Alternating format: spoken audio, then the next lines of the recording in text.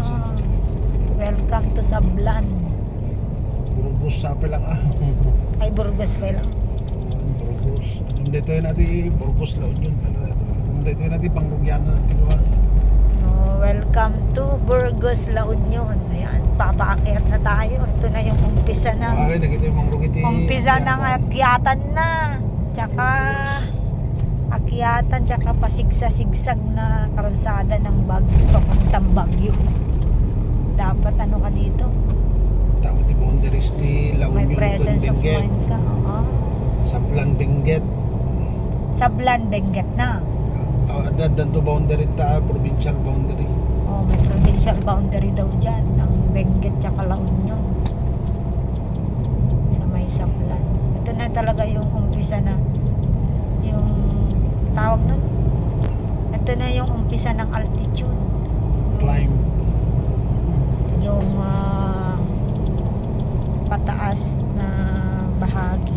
Magsisimula mag-climb. Yan.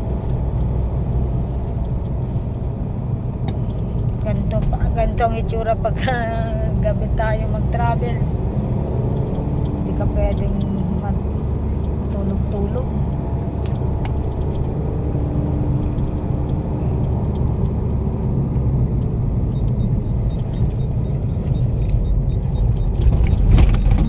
Kasi natin yung sidig mo to boundaries to yun. Tarkunat ta. Oh, may sign na sharp curve. Ito yung accident prone area. Mga accident prone area na daw yun.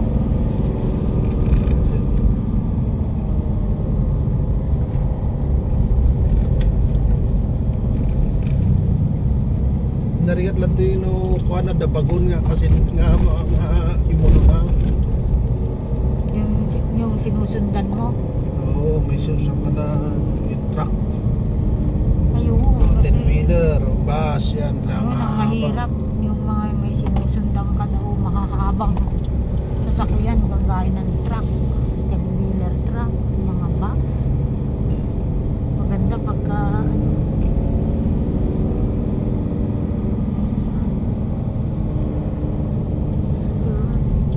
dati nung umaakyat ako ng Baguio, dito ako nahihilo sa may sigsag sa bandang unahan.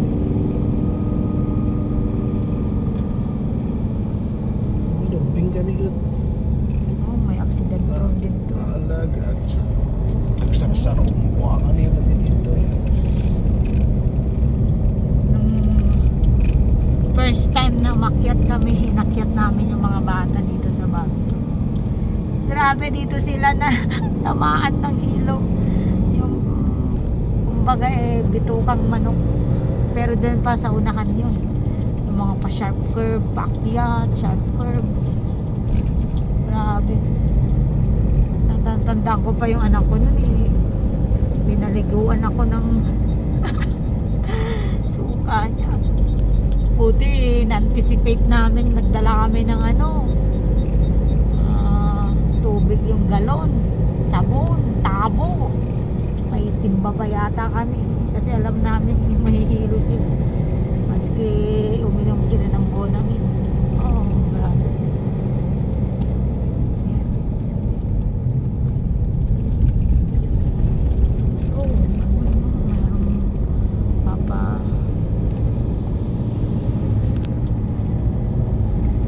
maganda dahil wala kaming sinusundan na mahahabang sasakyan. Kabutang namin. So, Nuba City, agsangat, gapunta. Maputang dano kasi nga sumip na ito. Kaya pala napansin ko walang masyadong sasakyan na umaakyat pagkagabi kasi maraming natatakot, lalo na yung mga hindi sanayan ng terrain niya. Hindi sanay ang terrain.